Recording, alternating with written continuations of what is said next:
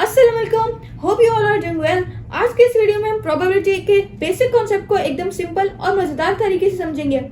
Probability सिर्फ एक theory नहीं बल्कि एक पावरफुल कॉन्सेप्ट है जो हमें फ्यूचर प्रेडिक्ट करने और स्मार्ट डिसीजंस लेने में हेल्प करता है। प्रोबेबिलिटी की डेफिनेशन से स्टार्ट करते हैं। Probability is the extent to which something is likely to happen और the chances of happening of an event. Probability means किसी भी इवेंट के होने की कितनी पॉसिबिलिटी है या कितने चांसेस हैं कि वो होगा। फॉर एग्जांपल हम डेली लाइफ में कुछ स्टेटमेंट्स बोलते हैं कि जिस बात पे हम कंफर्म नहीं होते कि होगा या नहीं होगा। Like it will probably rain today, हो सकता है आज बारिश हो, अब हो या नहीं वो नहीं पता हमें, बस हमने अपनी पॉसिबिलिटी बता दी। और एक और स्टेटमेंट क्या बोलते हैं, शी वॉज प्रोबेबली राइट, हो सकता है वो ठीक हो, अब क्या पता वो गलत भी हो। तो इसी तरीके से जब हम किसी बात पर श्योर नहीं हो and if there is some uncertainty तो उसको हम प्रोबेबिलिटी कहते हैं। अब इसी अनसर्टेनिटी को कि वो काम होगा या नहीं होगा, जब इस चीज को मैथमेटिकल टर्म्स में कैलकुलेट करते हैं तो हम पढ़ते हैं प्रोबेबिलिटी। अच्छा, आप सबकी बुक्स में आपने ये पढ़ा होगा या देखा होगा कि प्रोबेबिलिटी लाइज बिटवीन 0 and 1।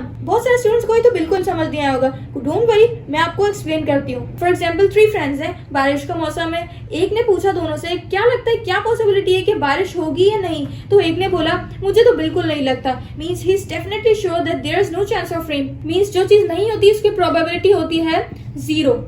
अब दूसरे फ्रेंड ने बोला कि मुझे लगता है कि बारिश डेफिनेटली होगी, वो श्योर है कि बारिश होगी, तो उसकी प्रोबेबिलिटी हुई 1।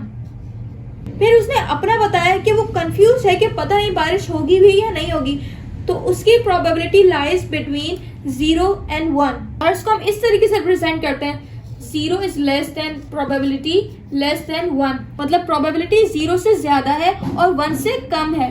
अच्छा, हम हर जगह ये नहीं बताएंगे कि ये इवेंट पॉसिबल है या इम्पॉसिबल है, ये चांसेस है कि ये होगा या नहीं होगा। फिर हम ये फॉर्मूला यूज करते हैं, number of favourable outcomes divided by total possible outcomes. Favourable outcomes means जो हमें चाहिए, जिसके आने के चांसेस हम देखना चाहते हैं, और टोटल आउटकम्स मींस टोटल जितने आ सके। फॉर एग्जाम्पल अगर मैं कॉइन टॉस करूं तो या हेड्स आएगा या टेल्स आएगा, और मैं आपसे पूछूं कि टेल्स आने की कितनी प्रोबेबिलिटी है, तो फेवरेबल आउटकम्स हुआ हमारा 1, क्योंकि मैंने सिर्फ टेल्स का पूछा था और टेल्स हमें चाहिए था।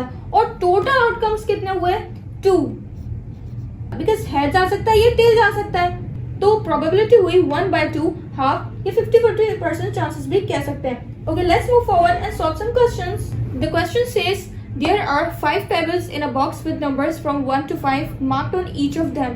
एक बॉक्स है जिसमें 5 पेबल्स हैं, स्मॉल स्टोन्स हैं, और इन सब पे नंबर्स लिखे हुए हैं 1 to 5 तक। What is the probability of drawing payable with number 3? तो क्या चांसेस है कि नंबर 3 आएगा, तो अब इसकी प्रोबेबिलिटी निकालते हैं। तो फेवरेबल आउटकम्स क्या हुआ 1, क्योंकि हमें नंबर 3 वाला पेबल चाहिए था और हर नंबर का एक एक पेबल है।